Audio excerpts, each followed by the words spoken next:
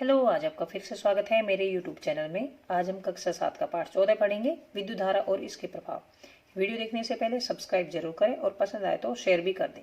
चलिए शुरू करते हैं। विद्युत धारा और इसके प्रभाव, जैसा कि टॉपिक है विद्युत धारा। विद्युत धारा के बारे में हम इसमें पढ़ेंगे और इसके प्रभाव के बारे में पढ़ेंगे। कक्षा 6 में हमने एक खेल खेला था कि आपका हाथ कितना स्थिर है, और इसको खेलने के बाद पहेली और बूझो को इतना आनंद आया कि उसने अपने जो चाचा के लड़के को भी इसको खेलने के लिए सुझाव दिया और अपने मित्रों को भी कहा कि इस खेल को जरूर खेले। अब ये खेल क्या था हम देख लेते हैं एक बार।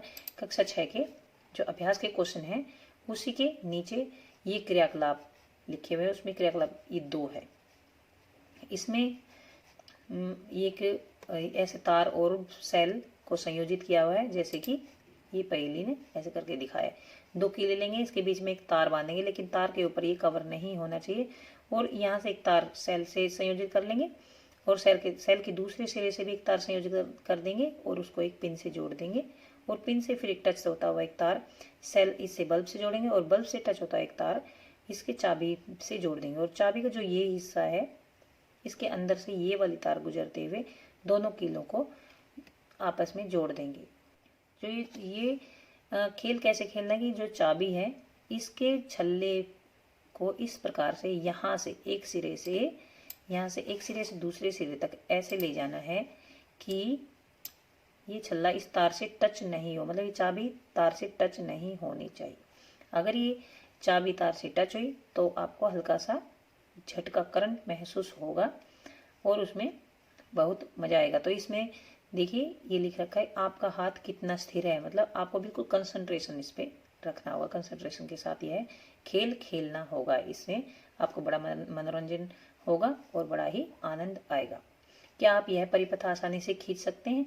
इससे बूझो ने यह जानना चाहा कि क्या इन विद्युत अवयवों को निरूपित करने का कोई आसान उपाय है। देखिए इसने एक चित्र बनाया पहले ने, तो ये कीलें भी बनानी पड़ी उसे ये तार बनाना पड़ा, इधर ये तार बनाना पड़ा, ये सेल बनाया, तो इसको काफ़ी समय लग गया। तो बूझो ने यह जानना चाहा कि इन अवयवों को निरूपित करने का कोई आसान उपाय है कि सेल की जगह हम सिर्फ एक साइन कुछ और लगा दें, छोटा सा चित्र बनाने के, मतलब शॉर्टकट इसने जानना चाहा। तो अब देखते हैं। अब ये विद्युत अवयव के प्रतीक देखते हैं। विद्युत अवयव के प्रतीक मतलब सेल को कैसे निरूपित किया जाता है। सेल को जैसे एक बड़ी डंडी लगा देंगे, एक छोटी डंडी, इसके पास ये बन गया सेल। तो ऐसे ही हम इनको निरूपित करने के प्रतीक के बारे में जानेंगे। अभी कुछ सामान्य विद्युत अवयव को प्रतीकों द्वारा निरूपित किया जा सकता है। सारणी 14.1 में कुछ विद्युत अवयव और उनके प्रतीक दर्शाए गए हैं। आपको विभिन्न जो बुक्स हैं उनमें भी इन प्रतीकों को देखने का मौका मिला होगा आपको। तथापि इस पुस्तक में हम यहाँ पर दर्शाए गए प्रतीकों का ही उपयोग करेंगे।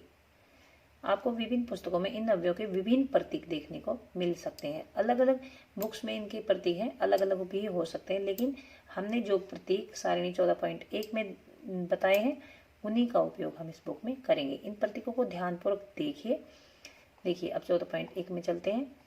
ये देखिए ये जो सेल है इसको ऐसे निरूपित करना है। ये सेल का प्रतीक, मतलब जहाँ की जरूरत होगी सेल का प्रतीक, मतलब सेल का चित्र बनाने की जरूरत होगी, वहां पर हम इस प्रतीक को बना देंगे तो हम समझ जाएंगे कि यह सेल बनाया है। और विद्युत बल्ब की जगह हम ऐसा बना सकते हैं। एक गोल सा ये गोलास लगाएंगे और ऐसे करके तार को यूं बना देंगे। एक स्विच होता है, बटन होता है, हम ऑन ऑफ करते हैं जिससे, उसको ऐसे बना सकते हैं। तो ये ऑन की स्थिति है जब स्विच ऑन होता है, और जब ऑफ होता है तो यहाँ से ये खुला होना चाहिए, ऐसे बनाते हैं ऑफ की स्थिति में। बैटरी मतलब अगर एक से ज़्यादा सेल हों तो उनको बैटरी बोलते हैं, जब एक से ज़्यादा सेलों को संयोजित किया जाता है। तो ये देखिए इसमें 1 सेल, 2 सेल और 3 सेल, इसका अर्थ हुआ 3 सेलों को हमने जोड़ दिए, तो ये बैटरी बन गई है। ये संयोजित तार को सिर्फ हम एक सीधी डंडी से निरूपित कर सकते हैं। तो ये प्रतीक है, इनको आप अच्छे से याद करेंगे, अपने नोटबुक में जरूर बनाएंगे। स्विच को ऑन और ऑफ करने की स्थिति आप समझ गए होंगे। इन प्रतीकों को ध्यानपूर्वक देखिए। विद्युत सेल के प्रतीक पर ध्यान दीजिए। विद्युत सेल की प्रतीक, इसमें एक लंबी रेखा होती है और एक छोटी तथा थोड़ी सी मोटी रेखा होती है, परंतु ये समांतर होती हैं। क्या आपको याद है कि विद्युत सेल में एक धन टर्मिनल और एक ऋण टर्मिनल होता है।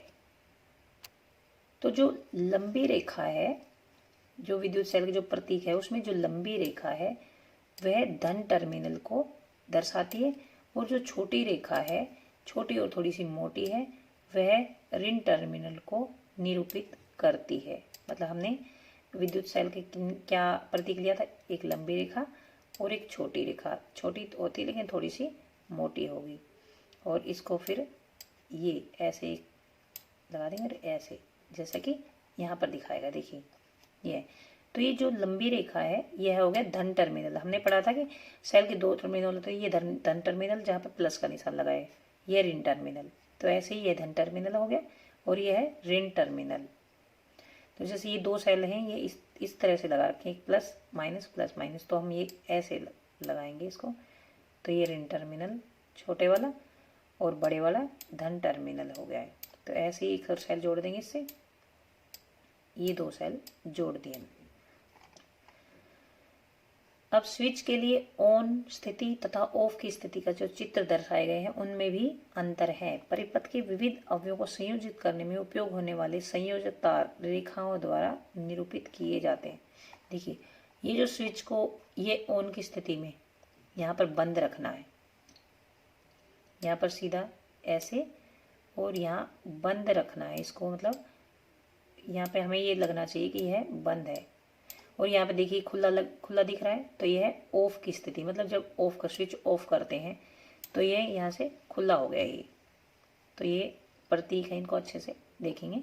और जो तार होते हैं, तारों को कैसे, तारों को अगर हम बनाना चाहते हैं तो तार की जगह एक लाइन लगा सकते हैं ऐसे। इसके बाद है यह परिपथ के विभिन्न अवयवों को संयोजित करने में उपयोग होने वाले जो तार हैं उनको रेखा द्वारा निरूपित करते हैं। अब सारणी 14.1 में एक बैटरी तथा उसका प्रतीक भी दर्शाया गया है। एक बैटरी और उसका प्रतीक। अब बैटरी का क्या प्रतीक है, बैटरी का देखिए ये प्रतीक है, यह है। इसमें एक से ज़्यादा सेल हैं, तो यहाँ पर भी एक से ज़्यादा सेल होते हैं बैटरी में। अकेला होगा तो सेल होगा, और एक से ज़्यादा होंगे तो बैटरी बन जाएगी। बैटरी के प्रतीक को ध्यान से देखिए। क्या आप बता सकते हैं कि बैटरी क्या हो सकती है? तो मैंने बता दिया है, एक से ज़्यादा सेल अगर जोड़ रखते हैं तो बैटरी होती है वो। कुछ क्रियाकलापों के लिए हमें एक से अधिक सेलों की आवश्यकता हो सकती है, अतः हम चित्र 14.2 के अनुसार दो या अधिक सेलों को एक साथ उपयोग करते हैं तो बैटरी बन जाती है। ध्यान दीजिए, एक सेल का धन टर्मिनल दूसरे सेल के ऋण टर्मिनल से संयोजित किया जाता है। तो ये देखिए, यह ध्यान रखना आपको कि एक सेल का धन टर्मिनल दूसरे सेल के ऋण टर्मिनल से संयोजित किया जाना चाहिए, नहीं तो अगर हम बल्ब जलाएंगे तो बल्ब नहीं जलेगा। तो दो या दो से अधिक सेलों के इस प्रकार के संयोजन को बैटरी कहा जाता है। किस प्रकार के संयोजन को? कि एक सेल का धन टर्मिनल दूसरे सेल का ऋण टर्मिनल से संयोजित किया जाना चाहिए। जैसे कि ये देखिए, ये बैटरी बन गई, ये धन टर्मिनल, ये यहाँ पर धन टर्मिनल है और ये है ऋण टर्मिनल। और फिर ये धन टर्मिनल है और फिर ये ऋण टर्मिनल। ऐसे इसका उल्टा नहीं होना चाहिए। अभी ये देखिए, इसमें दो सेल हैं, दो सेलों की एक बैटरी है। अभी इसमें चार है, ये धन, ये ऋण टर्मिनल, ये धन है, ये ऋण है।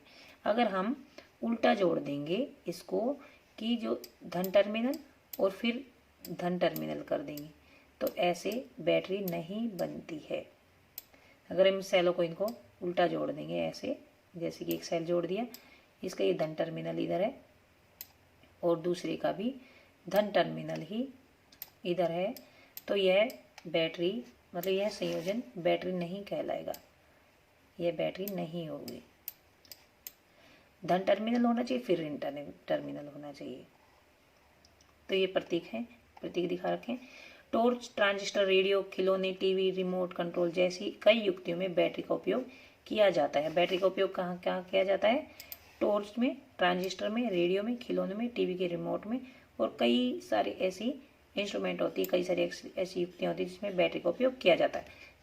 तथापि इनमें से कुछ युक्तियों में विद्युत सेलों को सदैव ही चित्र 14.2 में दर्शाए अनुसार एक के बाद दूसरे को नहीं रखा जा सकता। जैसे कि आप रिमोट में देखते हैं तो कई जगह ऐसे नहीं लगाया जाता, जैसे कि लगा रखा है। आप रिमोट में आप देखते होंगे साइड में रखते हैं, साइडों में भी, जैसे कि एक सेल यहाँ लगा दिया और दूसरा सेल आप देखेंगे इसके साइड में ही रहता है। या आप दोबारा बना देते हैं, इसको हटाते हैं हम यहाँ से। जैसे एक सेल ऐसे बना दिया और तो दूसरा सेल ऐसे साइड में ही लगा रहता है, तो उसको भी संयोजन करने की जो युक्ति होती है वो बताएंगे।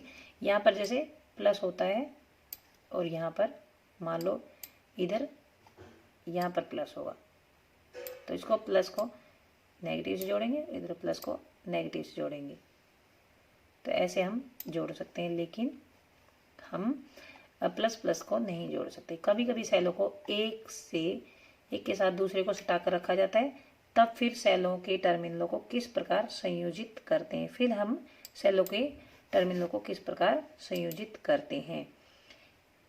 किसी भी युक्ति के बैटरी वाले खाने को ध्यान से देखिए,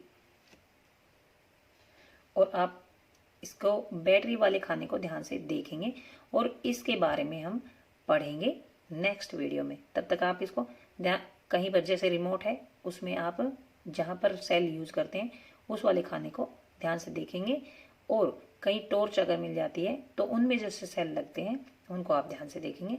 और इसके बारे में हम मतलब बैटरी के बारे में हम नेक्स्ट वीडियो में पढ़ेंगे। तब तक के लिए धन्यवाद।